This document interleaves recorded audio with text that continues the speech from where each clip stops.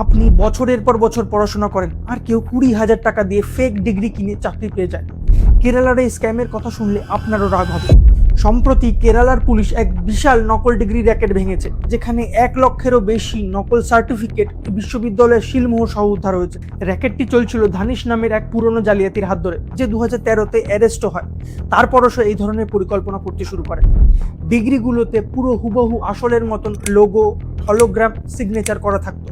তারপর সেগুলো পৌঁছে যেত কলকাতা, তামিলনাড়ু, ব্যাঙ্গালোরের মতন শহরে। কেউ চাকরি পেতে, কেউ বিদেশে সুযোগ পাওয়ার জন্য, বা কেউ স্কলারশিপ পাওয়ার জন্য এই ধরনের ফেক সার্টিফিকেটগুলো ব্যবহার করছিল অরিজিনালের বদলে।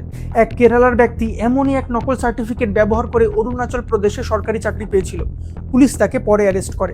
কেরালার হাইকোর্ট বলছে, ডকুমেন্ট জালিয়াতি শুধু আর্থিক ক্ষতি না, এটা শিক্ষা ব্যবস্থার ইন্টিগ্রিটি, যে সিস্টেমের মধ্যে জালিয়াতি হচ্ছে, সমস্ত কিছুর ক্ষতি। এটা শুধু কেরালা সমস্যা না, এটা আমাদের শিক্ষা ব্যবস্থা, নিয়োগ প্রক্রিয়া আর সত্যিকারের যোগ্যতাকে প্রশ্নের মুখে ফেলে। এই দুর্নীতির ওপর আপনার কি মতামত কমেন্টে জানাতে ভুলবেন না।